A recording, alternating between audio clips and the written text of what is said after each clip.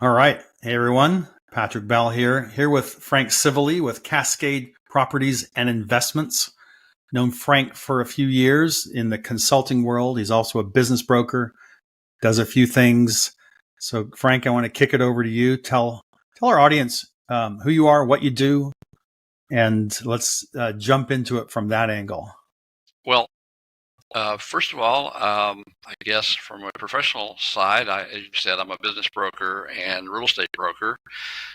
We own Cascade Properties and Investments. My wife and I run it jointly, and we've been in real estate for about 25 years now. She a little longer than me. You're in the Seattle area, right? We are in the Seattle area, just east of Seattle, about 30 miles is where our office is located. But we actually service all of the Seattle and east side properties. We go from Marysville to Tacoma and from Seattle over to Cleella. So large area. Yeah. And I'm an old retired military officer, Air Force officer. Went from that into consulting for the Department of Defense. Did that for 5 years on spacecraft and heavy launch vehicles. Traveled an insane amount to the point to where it was affecting my health. Decided to go do something else. So I entered a franchise operation selling computers and software out of a business that I started. And after doing that for a while, we came upon, I tried to sell my business and was working with a business broker that I couldn't stand. And I said, well, after 2 years, I think I can do this myself. So hence business broker. So a lot of training, a lot of time spent understanding what it was, and actually entered another franchise that was strictly a business brokerage franchise, and we ran that for about 8 years and sold it off in 2012, and then moved up here because family was up here, so we wanted to come up this way. So here we are, and that's about it in a nutshell as far as my leanings toward a professional life. Oh, so you're a Christian man as well. Tell me a little bit about your faith journey. Well, because I was, and this is something that's kind of personal, but because I was in the Air Force and was a Minuteman launch officer, in other words, one of those guys that sits underground about ready to annihilate half of the planet in 3 minutes, I felt it very hypocritical to show up at church on Sunday and profess my faith, and I could never wrap my head around that. Just the hypocritical side of that always bothered me, and that was my own personal baggage. That's just me. So I didn't actually attend church on a regular basis until I was probably 50 years old, and I was baptized at 50. Wow. That's just me. And since then, I've stuck with pretty much non-denominational churches. Calvary, Tucson was my first large church that I went to. And today we go to the east side, and I try to do what I can. Like I've been on 2 or 3 mission trips to Mexico and Houston. I have Houston stuff and that sort of thing. So it's when I can and where I can, How does your faith, sorry, taking a little side tangent here already, that's fine. How does your faith integrate with, let's just focus on the one side of your consulting, which is the business brokering. Like, how does that impact you on a daily basis? Well, I've had a discussion actually Wednesday. We have some folks that are snooping around trying to buy our business, and I'm getting to the point where I probably should retire, but I'm not quite old enough yet. So I'm only 72, so don't worry. You didn't look a day over 71, so that's fine. So she's snooping around from Century 21 and other places thinking about buying us, and she said something that's kind of interesting. I told her a couple of stories about how we had started our business, how we run our business, and she said something about integrity. And I says, That's what it's all about. It's having the integrity to help people, treat people the way, honestly, you want to be treated, and help them make life decisions that's not going to hurt them. I cannot, nor would I, um, hurt anyone in a business deal knowingly, ever. Yeah. So that's where I'm at, and I really, I'm very partial to a couple of words in Ephesians where it says, "Always be humble and patient, making allowance for each other's faults because of your love." And that's where we reside. That's where I like to fall in. I want to overlook those faults and take care of people. That's great. Yeah, we need a lot of grace through the day, right? As we deal with people in, often a broken world, and people. Interesting, I'll let my wife tell her story, her own time, but she's lost a lot of vision in her right eye due to retinal. And as you look at her, you can't tell that her eye is not completely whole. And I think just a lesson for us as we look at people, they're not always whole inside either. They've got baggage, they've got problems, and we have to come in with a lot of grace and a lot of listening. I think a lot of humility and listening, saying, "Why isn't that person doing it that way?" Like there's often the story behind it that we're not seeing on the outside.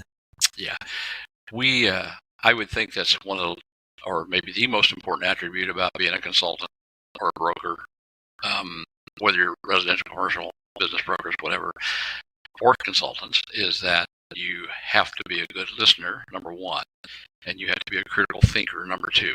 You have to be able to think, have that ability to think through their issues, looking at it from their side, and seeing if you can lend a little light on the subject and kind of help them work their way through the problems that they're having.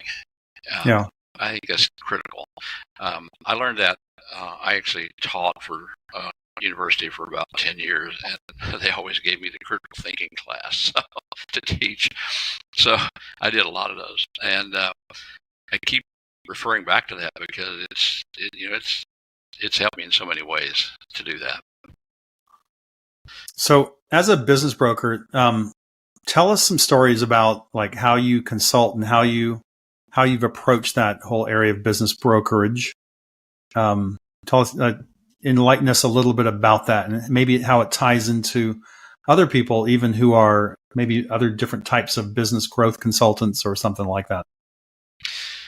Well, in a way, we are growth consultants for many businesses because they're looking to acquire another business to expand what they have. But as an individual who is wanting to let's say sell their business, retire or whatever, we get into a consulting role, trying to find out what they're going to do when they sell the business, because most people are lost. The business has been their life. I'm in the same boat, honestly. If I sell this business, I'm lost. Okay. But it's a complete life change. So you're not only dealing with the business itself, but you're dealing with their life and their family and how it affects their family in the future.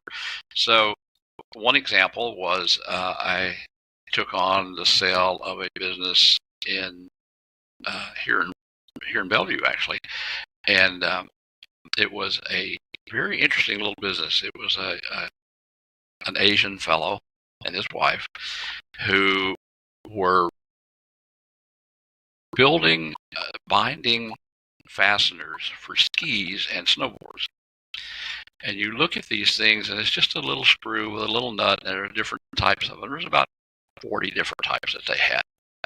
Yeah. He was having them built in China, where he grew up.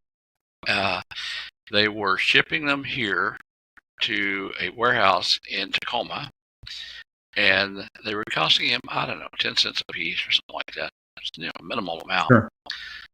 But he had, through his 20 or so years that he had worked in this, it was his design, so he'd had engineered and on this, but through his 20 years or so, this guy was had a business that was worth about $8 million.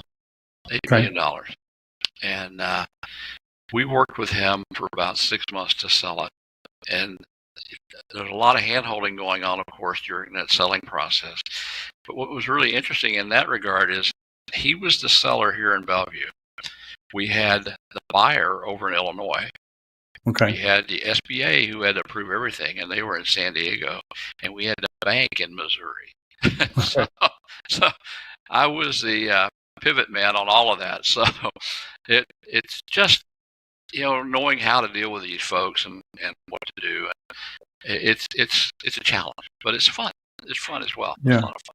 A lot of headaches. That's why I'm so gray. So Okay. So now how do the fees work for a business broker? Do they take a percent of the sale? Yeah. From each side or from one side? It's a one side. It's from the seller, just almost like a regular real estate deal. Yeah. It's usually anywhere from, depending on the business, it can be anywhere from a few percentile points. It could be as little as 5, and could be as much as 20, depending on what kind of business it is, how long it takes, and Sure. what kind of work you do. But it's all spelled out in the contract, listing contract. Usually, I've never gone over 10 on one. Usually, I'm hanging around 8%, and I split that with the other side. So I end up getting 4 or 5, and we're happy. So I can just hear people thinking in the audience now, if I had that ability to hear people thinking. But people are thinking, oh, well, that sounds like a great deal. How do I get into business, become a business broker? So for those people, how would you direct them to say, here's where you should start? Please do not start over there. Do this, go here. What would your advice be there? Call me. Hobby? Call me. No, Call me. Okay. Yeah, it is. For me, it was frustration that got me into it, trying to sell my own business with a broker who was just not ethical. And there are a lot of unethical brokers out there in the business world. And M&A is even worse. When you get mergers and acquisitions, is even worse. Yep. So, in my mind, the best way is to go to work for someone that maybe one of the larger franchises in business brokering. Sunbelt's one, Murphy Business is one. There's others, and go through their training program. And you're going to spend. And I tell everyone, don't quit your day job, because it's going to take a year for you to hit a deal, most likely. Wow. But it can be very lucrative. I mean, I have a friend in Montana who was making $1 million a year doing this, and it happens. It's not impossible. It's just you just got to keep striving and getting those listings and moving the businesses. So it's a very lucrative business. It really is. If you succeed at it, it really is. Okay. Well, I see like an opportunity that I'm not sure a lot of business consultants maybe fully and ethically exploit, would be for a business consultant to team up with a business broker. And correct me if I'm wrong here, like a large number of businesses, or the number of businesses come to a business broker. What percent of those businesses do they turn away saying you're not ready for sale? Oh, a lot. Yeah. Like we're looking at 80, 90% here, maybe? Yeah. I would say this. A lot of business brokers will take any listing, and then they will beat the seller down on price until they can finally sell it to someone or give it away. I think that's probably one of the most unethical things someone can do in this business. First of all, I take 3 years of their tax returns and P&Ls and balance and their current balance sheet, and I try to define what I think the business is worth in this market today, because it's always changing. Things change. And so let me like interject here a minute. What are the primary ways to value a business? Or maybe we'll hop back to that after you finish there. Let's go back there after we finish this little blurb here. So go ahead. Okay. Well, anyway, take those 3 years of data along with their P&L balance sheets and that sort of thing, and try to determine what the value is, and then basically you list it to the planet and see if you can get a nibble from anywhere, and start working that until you can make a marriage. And that's really what it's all about. You're making a marriage with someone who wants the business. And to your question about valuing a business, there are a number of rules of thumb, which none of them really work very well. There is a gentleman by the name of Tom West who was a business broker in California for probably 50 years. And he and his son put together a business reference guide. It's about the size of a good encyclopedia and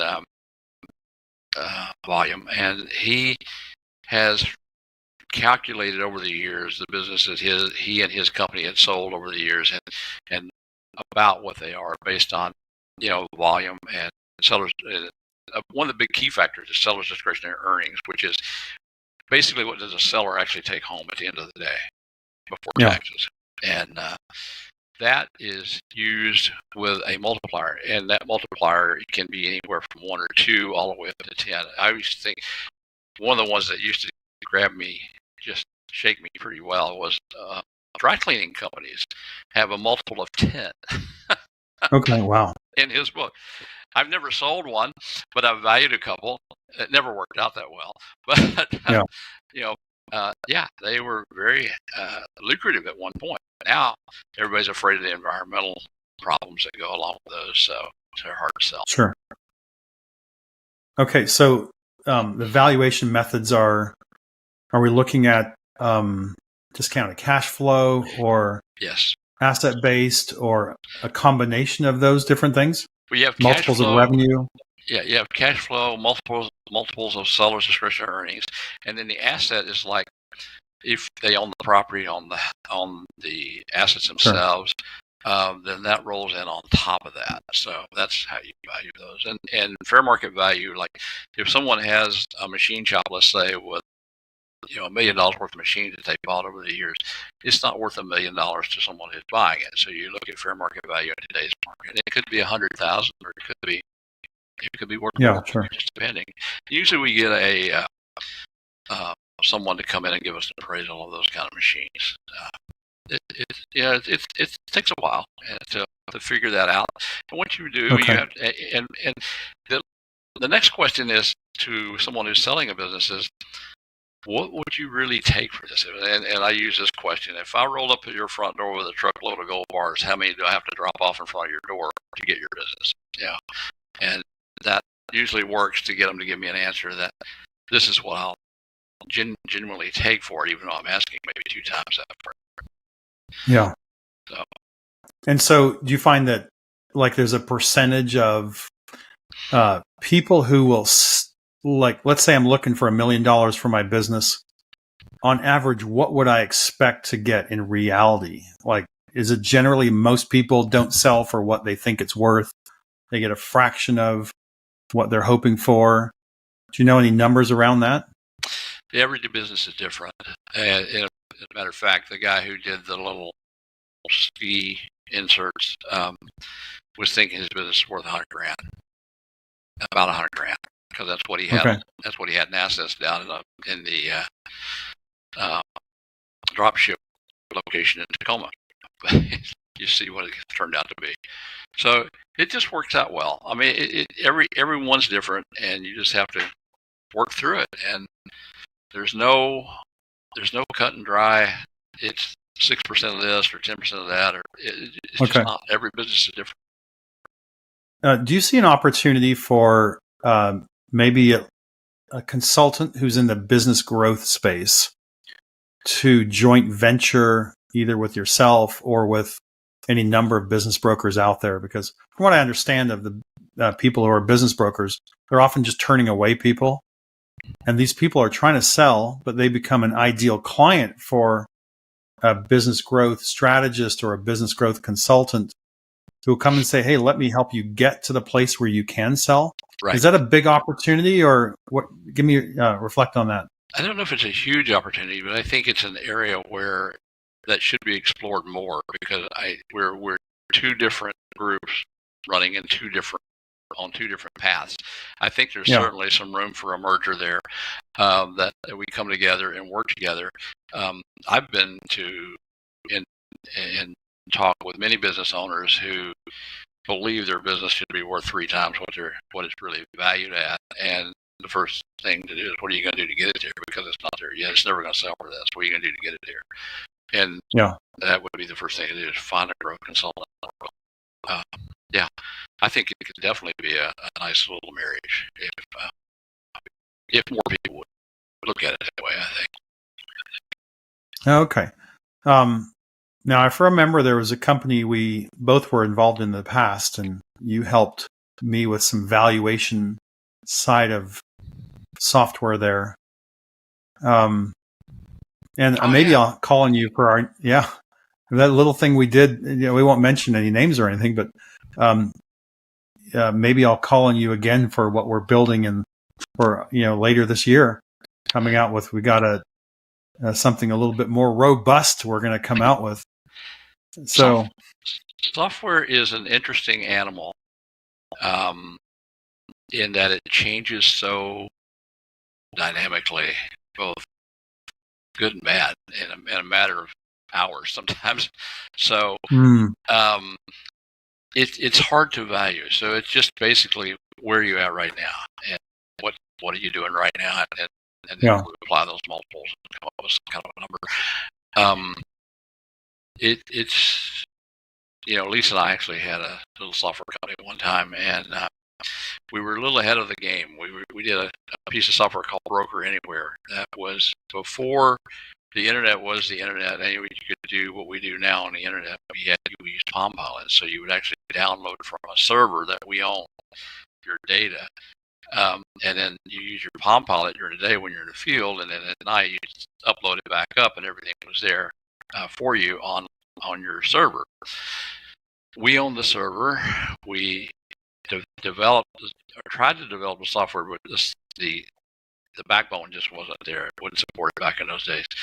So I found a company in Australia that had written pretty much the same thing we were trying to do. They had done it and put it online, and it was to support the UN. Okay. So I licensed that software from them, and we used it for a number of years. It was great. It worked really well. But the value of that today is 0. Wow. Because of everything that's out there now. Yeah. So it's difficult. It's difficult to put a number on stuff like that. Wow. So what kind of things now? You're 72. What kind of things are you exploring now? Either knowledge-based, intellectually, possible opportunities. What else? What are you looking into? What kind of books are you reading, or what kind of things are you learning that would be, you think, an audience of consultants would be like, they might find interesting? Well, I spend a lot of time in the real estate market, obviously, because we do have the brokerage. I listen to and read a lot of information put out by a guy by the name of Brian Buffini. Maybe you've heard of him. He's a big real estate consultant out of California. And we actually require our brokers to sign up with his program and go through his program for a couple of years before they they're out on their own. And he's very much a faith-based consultant, and probably one of the biggest brokers in the U.S. How do you spell his last name? It's Brian Buffini. Buffini? Buffini. Great. Okay. There we go. And it's just, he's done a great job of building his cadre of consultants in the real estate market. And he's really a good guy to listen to. Another one I think is good. I got the book over here. I'm still going back and forth in it. It's a guy by the name of Ken Coleman. I don't know if you've heard of him or not. He's written a book called From Paycheck to Purpose. Oh, okay. You may have heard of that. I don't know. This is it. No, I haven't. He's one of the guys. You always hear this thing: if you do what you love, you'll never work a day in your life. Okay. That's kind of where this is at. So it's how to move from the things you hate, the job you hate, working 40 hours for trading time for money, and then moving into your own business and loving what you do. So it's really an interesting book in that regard. So, yeah, that's kind of what I'm doing these days. Okay. I spend an enormous amount of time on, listening to podcasts and things that we're doing now. Oh, good. Okay. Good to know. I love the. Are you familiar with a movie that came out not long ago that was put out by the Robertson family called The Blind? No. It's a faith-based movie. It's about Phil Robertson and how he moved his way from being, just a heathen, any other word to put it, horrible guy, to building duck calls and becoming one of the really a premier soul. That guy's probably baptized 1,000 people himself. Wow. And no conversation with him ends without him sharing Jesus with you. So and his whole family's that way. So they have a podcast called Unashamed, and it's basically an online Bible study, and it's great. They do 3 a week, so it's really worthwhile. I like it. But good. I'm great. I'd love to look that up. So that's Robertson out of Duck Dynasty. Yep. Now doing the Unashamed podcast. Unashamed podcast. So it's good. Phil, good tip for our listeners. It's Phil and 2 of his sons and 1 of his nephews, and it's really interesting. And they really do deep dives on certain sections of the Bible every time. It's very interesting. I love it. So I spend a lot of time with that.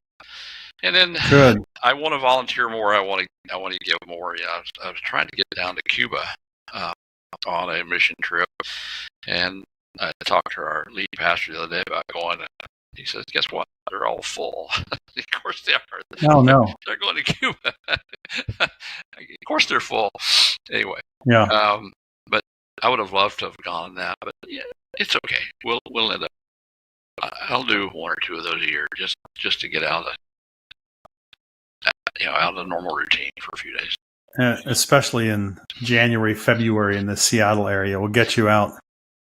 But you want to go to Mexico? You want to go to Mexico? Bring you to. Well, keep Kenya in mind. We might want to bring you over to Kenya or Portugal, where we're going to be. So, sounds good. So, Frank, where can our viewers, listeners find you online? How can they get in touch with you if they want to connect with you? All of our information, mine and Lisa's and our company's, is online at cpiwa.com. CPI? Yeah, it's Cascade Properties and Investments, Washington, cpiwa.com. And everything's there, including all the listings and things that we have. Plus, I don't keep any business brokerage information there. We use a totally different system to market businesses, and that's an international site that we use for that. But our local CPIWA will get you all of our info and how to contact us. Everything's right there. Right. So if people want to learn more about being a business broker, or they want to sell a business or help them sell a business, that'd be a good place to go. Or buy a business. There you go. Or a house, or lease a commercial property, or we can